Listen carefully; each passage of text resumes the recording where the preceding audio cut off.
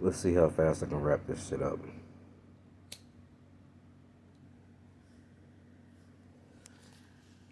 All right, here goes. As some of you, maybe many of you, depending on which platform this is on, um, yes, I do suffer from PTSD. Um, it does give me anxiety and it does cause depression at times. But PTSD is not always what you think that it is. It's not a motherfucker sitting up and actually like going ballistic crazy. It's really not that. Um, in my case, and I believe that I've said this before, I get emotional, I cry. Because I remember the moment that that shit set up and actually like happened to me. It's different with everybody. And you never know. But it's not just about the military and the people in the military that have set up and actually like have been diagnosed with this. Now, it took me 16 and a half fucking years to be correctly diagnosed as being PTSD or having PTSD because they wanted to say that I was bipolar. No, I did not have manic times to where it's like I was up and I was up and then I had depressive times when I was down. No, it's not about that because that was never me. And anybody that knows me knows I was always fucking me. I always had a good heart and I was always me. But there were certain things that set up and it's like they bothered me and I could not just let go of. So, with just over a minute, I will explain this. When it comes to my anxiety, there are certain triggers, and then there are other triggers to where it's like I don't know what the fuck triggers it. I'm on the phone because it's like I used to DoorDash, and these motherfuckers sat up and it's like they told me I couldn't DoorDash no more, so it's like I'm calling them back trying to sit up and actually like DoorDash again, and then it's been 3 months, and these motherfuckers want to sit up and actually like tell me, well, we got to sit up and actually like go through this process again. And the first thing that happened was it came out my mouth. I said, "Wait a minute. So you mean to tell me I got to go through this shit again after y'all done put me through this shit for 3 months already?" I got lightheaded. My breathing became troublesome. I had to get out the car.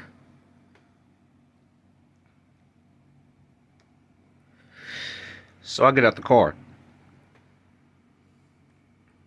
And once I finally get out the car,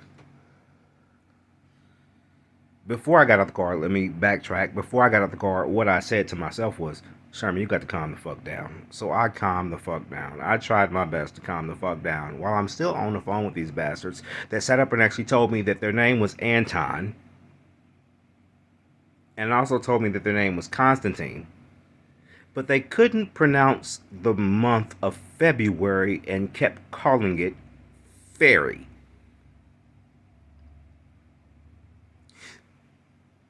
Now, it's not just about the middle syllable, it's about the fact that where it's like the preceding letter and the preceding syllable. Um, you can't say the first syllable, which is Feb, and then miss the entire middle syllable and then go straight to the end. You can't do that and then call yourself by the name of Anton and Constantine. I know some Antons that can say February. I know some Antons that can sit up and actually say ambulance. I know some Antons and some Constantines. Well, not a Constantine, but I know some Antons that can sit up and actually like say library. That's a whole different another story. But put me in a different place, and I have to dial myself back because I have the tendency to want to address things that nobody else wants to address. I really do. I really do. And as I've eloquently put it before,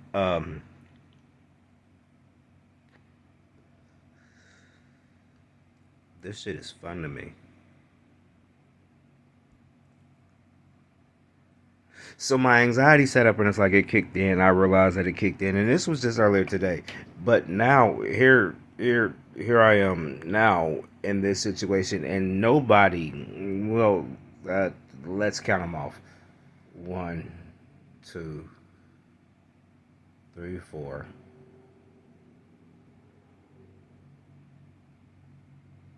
five. Two, three, six. Six people know exactly what the hell my weekend has been. It's only Monday, but only six people know what the fuck my weekend has been.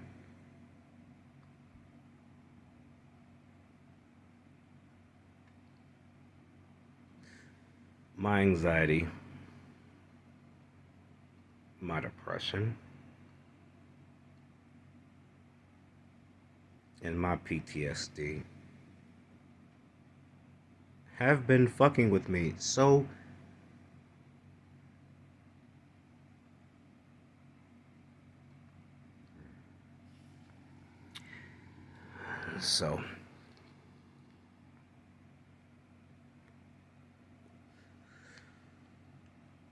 there is a reason why that is attached to my chest. Because I finally found a doctor after over 20 years that gives a shit about me in my life. And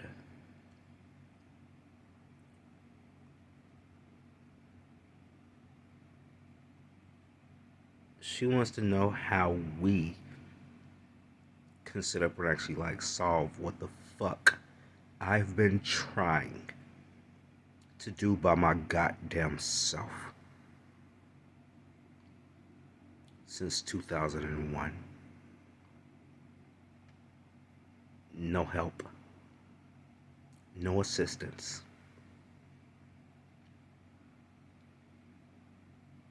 And all this shit resorts back to what the fuck goes on inside my mind.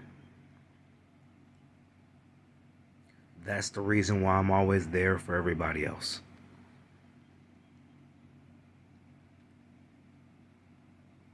Because I want no one else to experience this shit that I have dealt with for damn near 2 decades.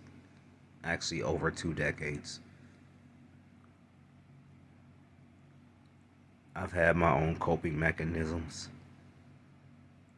I've talked my shit.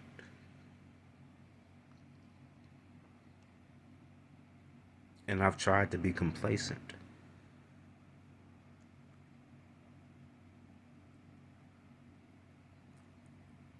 When I say that this shit is fun to me, in truth, yeah, it is. But it comes at a cost. It's fun to me because of the simple fact that I've been here before. And motherfuckers keep trying to put me back in the same place that I've already dug myself out of a fucking grave at. So yeah, it's fun. They dug me into the same grave. I dig myself out. Come differently. Really, come differently.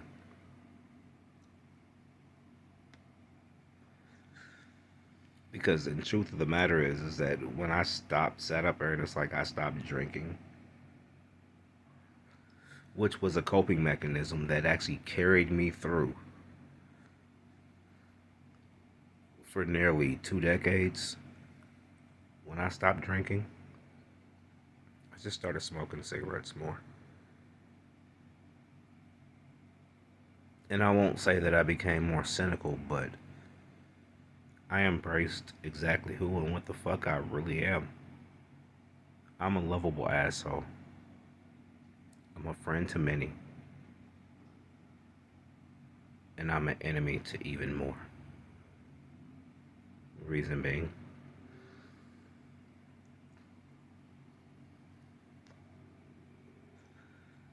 is because I don't give a shit, and I would tell my friends and those that I love the truth every goddamn fucking time.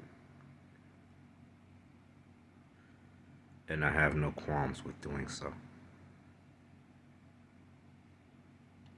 So there you go. I said it in 2011, and I also post that shit every now and then. Like me, love me, hate me, shun me. You can learn a lot from a dumb me.